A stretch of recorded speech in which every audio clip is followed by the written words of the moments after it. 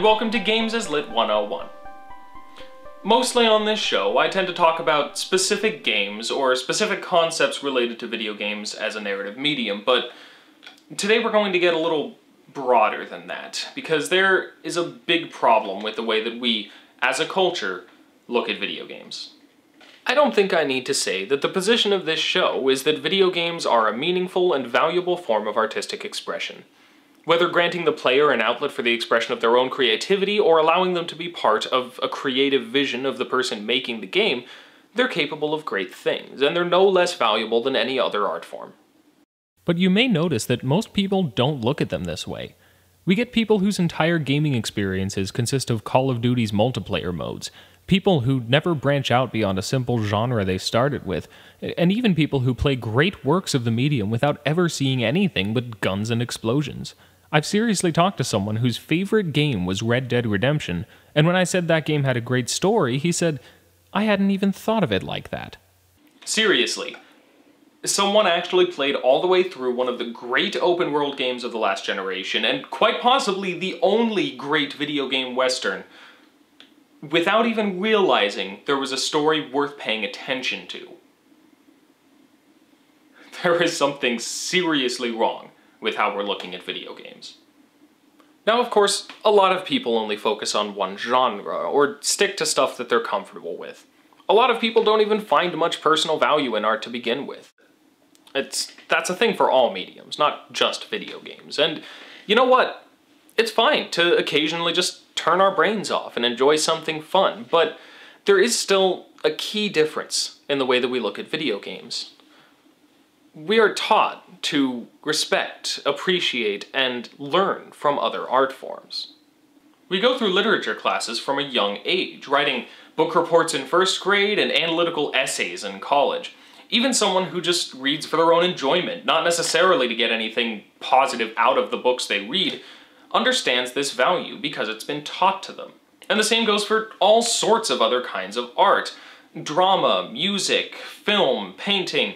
We are taught the significance of art from a young age. And anyone with even the most rudimentary understanding of sociology, psychology, or philosophy understands and recognizes this value, even if they don't personally appreciate it much.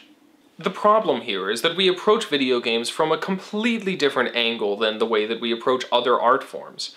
Most of my generation grew up with parents and, indeed, most other authority figures telling them that video games were worthless, just a waste of time. Sometimes also that they were evil or something, but we're not going to get into that.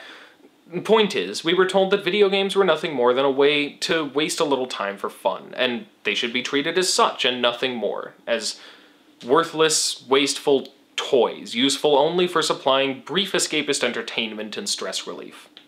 But you know what? Let's try something. Supposing video games are a valuable art form like any other, then let's take that scenario and turn it around onto one of those other art forms. Let's say someone hands you a copy of To Kill a Mockingbird. Oh. They say it's a good book. You should enjoy it.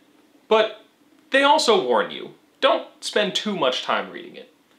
It's just a story. After all, a tale made up for your own entertainment. It doesn't have any actual value to your life. So, you know what? Don't spend too much time reading it. Don't think about it too deeply. Don't let your thoughts dwell on it for too long. And certainly do not waste too much time sinking hours into reading this thing, because you know what? It's fun, but it's worthless. It has no value. It sounds completely ridiculous, right? But that's because we were raised to value books, as we should. We were taught of their significance and encouraged to spend our time and energy learning from them. But when we're told to take something at face value, to even disregard it as insignificant, guess what we're gonna do? It won't matter that To Kill a Mockingbird is rich with themes of racism and innocence and simply understanding and respecting your fellow man. All you're gonna see is a story about a kid, a lawyer, and a black guy. You might as well read Twilight for all the good it's gonna do you. That exact thing is happening with video games right now. We're told by our parents, our elders, our teachers, our friends, our pastors, even our fellow gamers, that they're just entertainment. They're just for fun. It's only a game, and the result is that we see it that way. The result is that people can't play classics like Chrono Trigger because the graphics look old, regardless of good design, good storytelling, good visual design, anything they could gain from it. The result is that people spend all their gaming time playing absolutely nothing but online shooters with random people they don't even know. The result is that people play through great works of art without even actually getting anything from it. The result, in short, is that people put no effort into their gaming experiences and get nothing out of them as a result. I think it's needless to say that it's pretty tragic that an art form could have so much to offer and yet have so little effect just because of a cultural misconception. So, what can we do to fix this? Well, the simplest thing is just to think about the games you play. We've built this medium and its community around fun, but there is so much more to it than that now.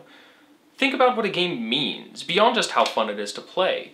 Try and look past superficial elements like dated graphics or controls that you're not used to, and try and see what a game is actually about.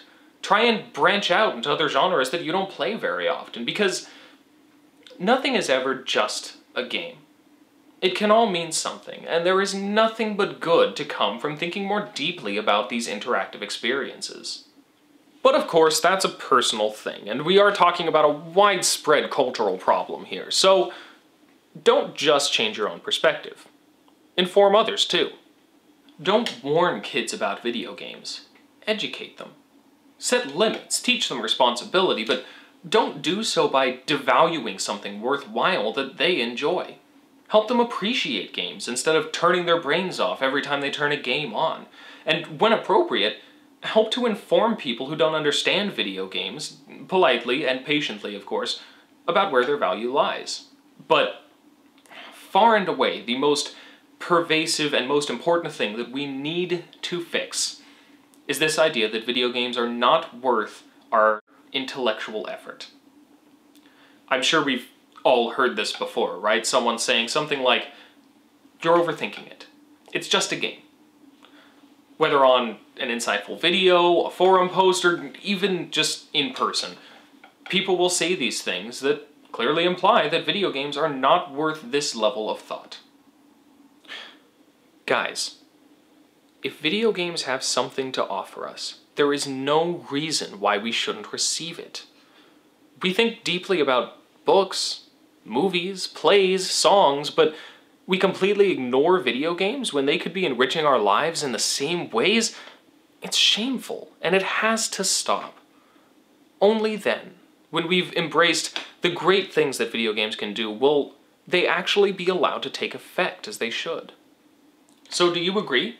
Should video games be treated with more respect and effort? Or if you don't agree, why is that?